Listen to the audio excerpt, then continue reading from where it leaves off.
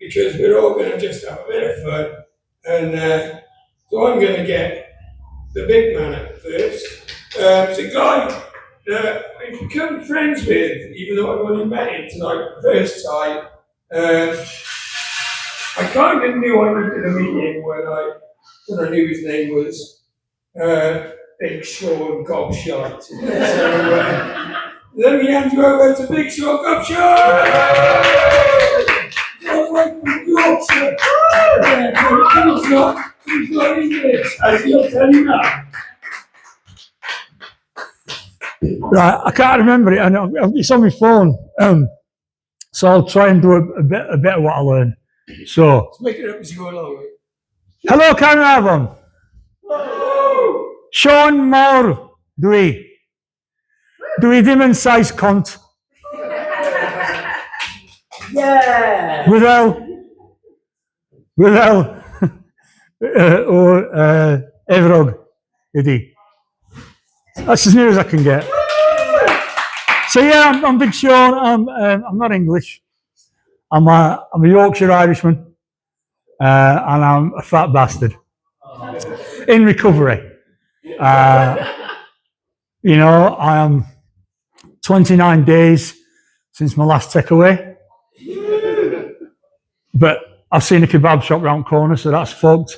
I ain't getting that chip, just a fucking large chips. Yeah, I always been a big unit, even when I was a kid. You know, when I was 5 years old, I was 5 foot. When I was 7 years old, I was 5'5". By the time I was 11, I was 6'5", and that's about it. You see, I've always been a fat lad. My mother tried all sorts of things to help me lose weight.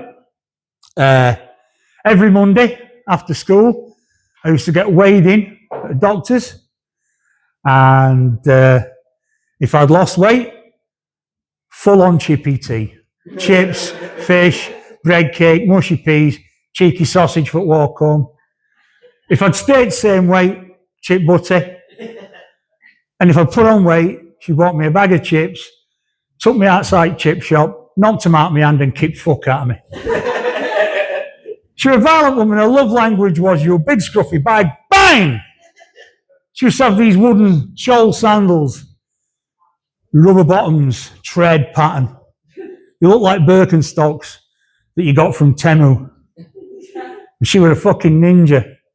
If she couldn't get you around back at leg, close with quarters, she'd throw it like a fucking ninja star, and she could get that cunt round the corner.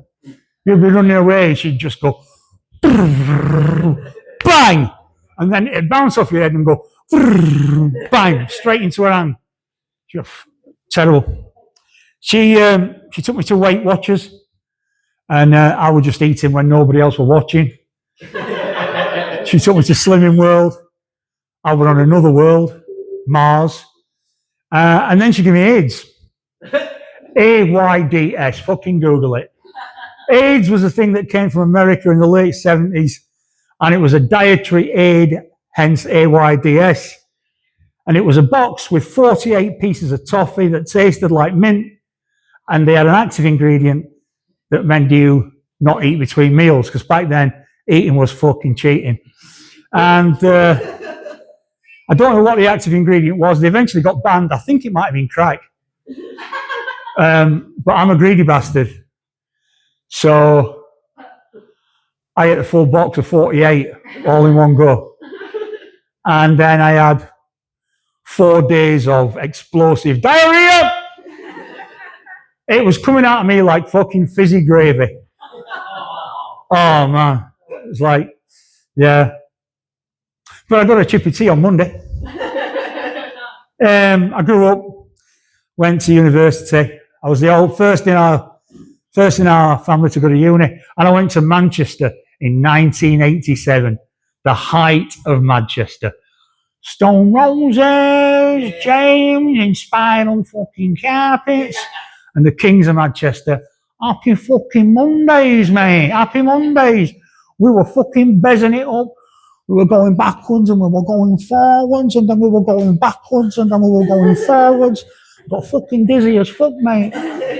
Took a lot of drugs.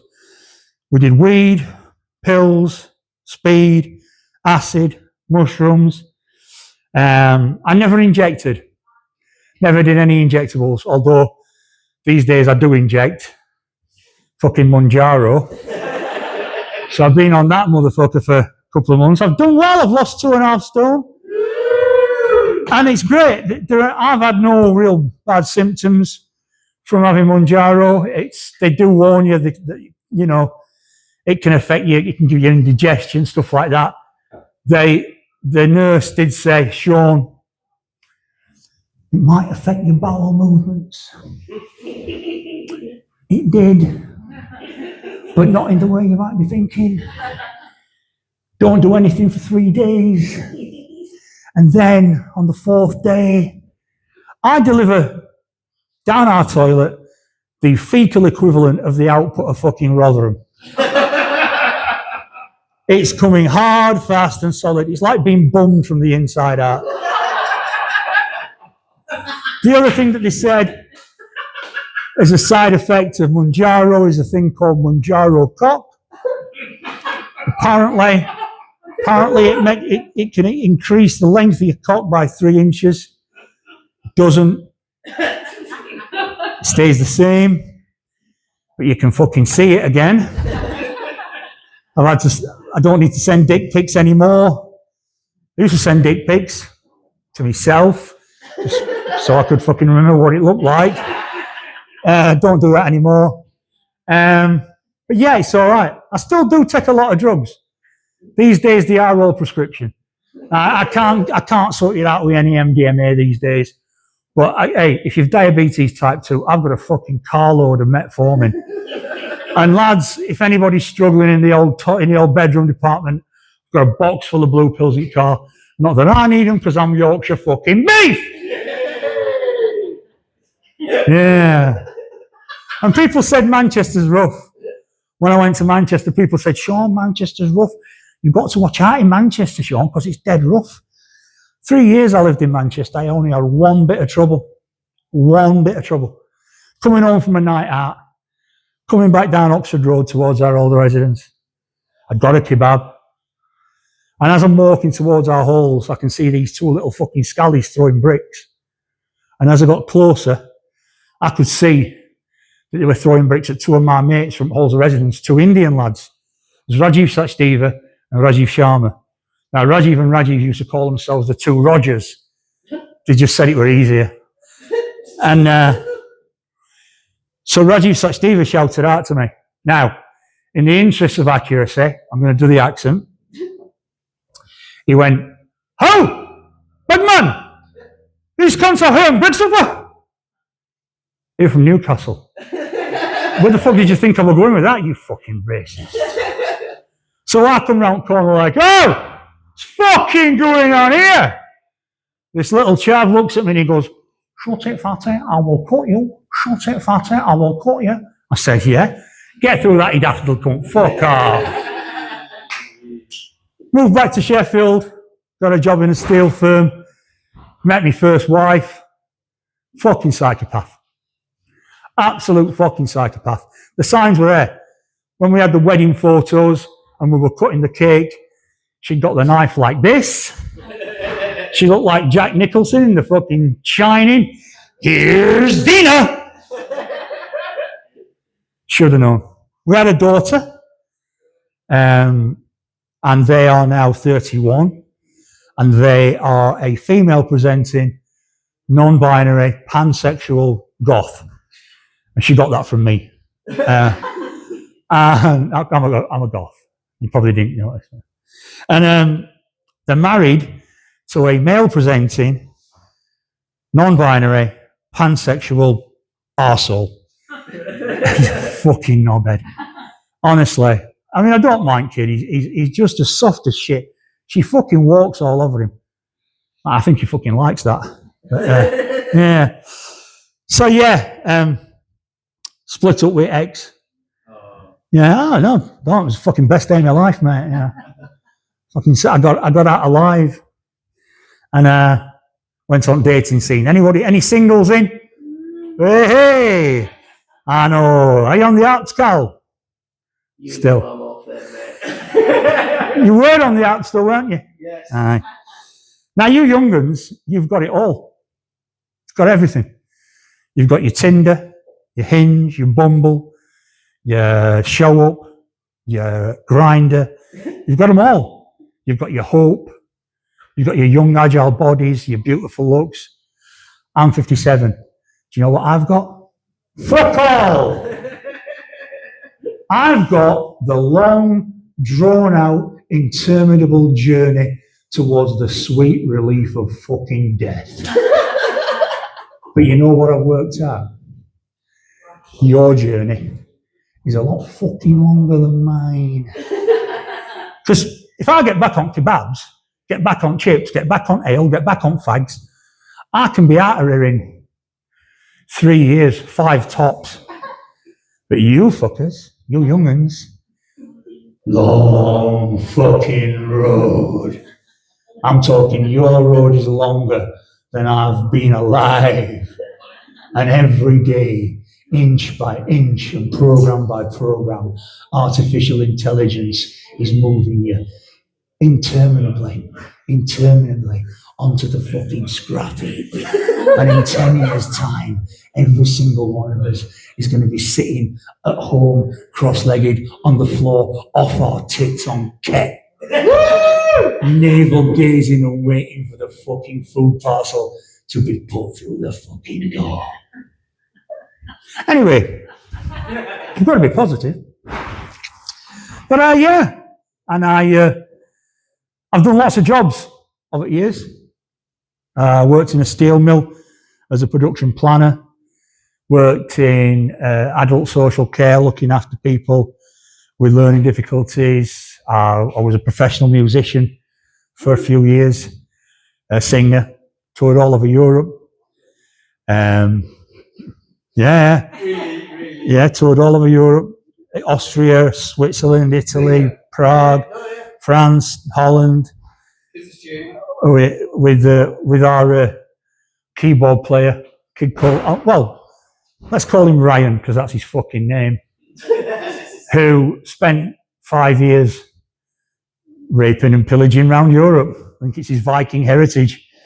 We turn up in a village in the middle of the fucking Tyrol in the mountains, and at the end of the night, where would Ryan be but deflowering one of the 17-year-old young ladies from the village, while the gentlemen of the village were chasing us back up the mountain with fucking pitchforks and flaming torches.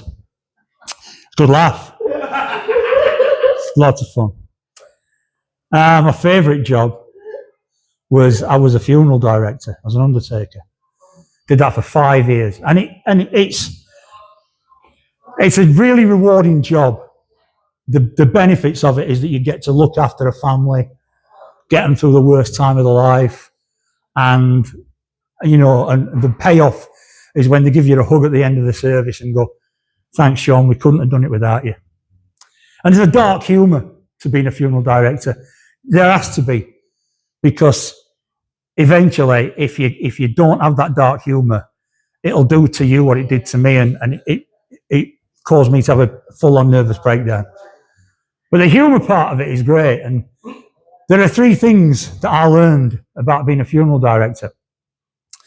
The first thing is, you could eat kimchi, beans, Weetabix, and drink nothing but Stones' best bitter for a week.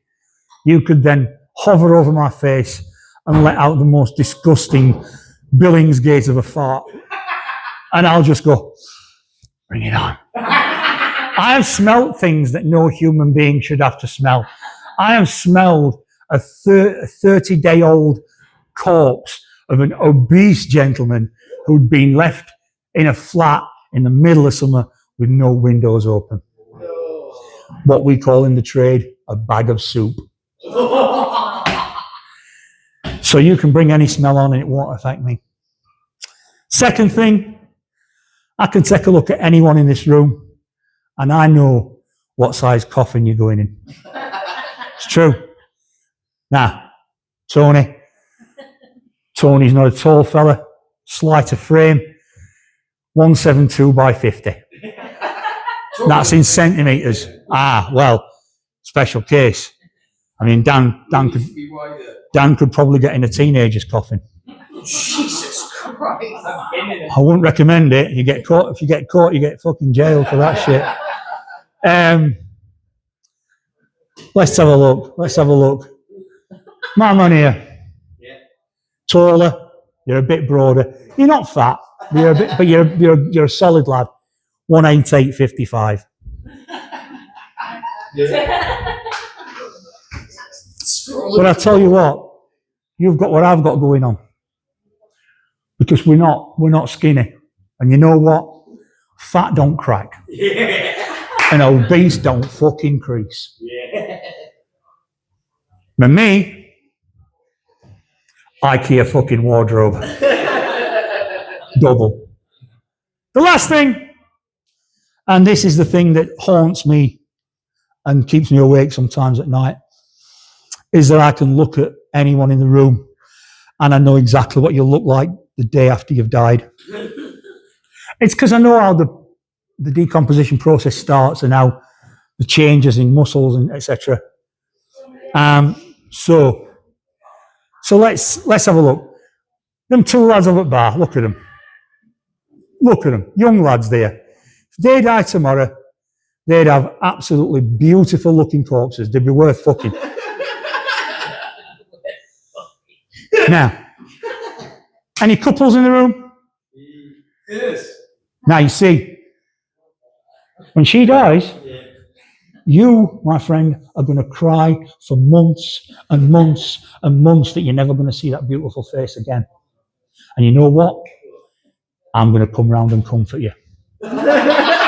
Yorkshire beef! Me? Bag of soap. But I did meet someone else, someone new. And I'm not going to lie, she's the love of my life. We've been together for 16 years. We've been married for 14 years. And hand on heart, and you'll not believe me, but it's true.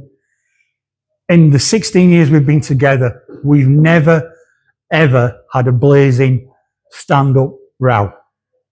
Now, I'm not saying we've not fallen out, because you know what it's like. You know when you're tired, when you're hungry, you get a bit hangry, don't you? And you might just have a little bit of playful snipping at each other, you know. Like I'll be sat on settee and I'll say, Janine, what do you want for tea? And she'll go, fuck off, you fat cunt! You know, just gentle, playful. But no matter what happens, every night, before we go to sleep, we have a cuddle. I turn to her, she turns to me. I give her a kiss, she gives me a kiss. And we both say to each other, love you, babe. Not yet. And I think that's the secret to a truly beautiful relationship. And Better not fucking sing now. we've been together for 16 years. Because Janine knows that I like eating pussy so much. I will be down there all night, 3, 4, 5 hours. I will be down there until she is screaming like a fucking banshee. She can't walk and she feels like she's going to have a heart attack. I will be down there like, she's going,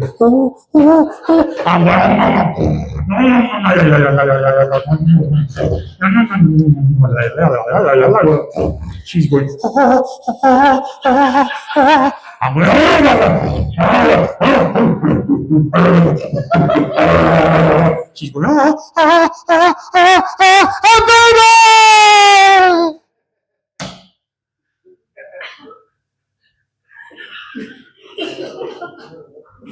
I've been Big Sean, thanks, good night.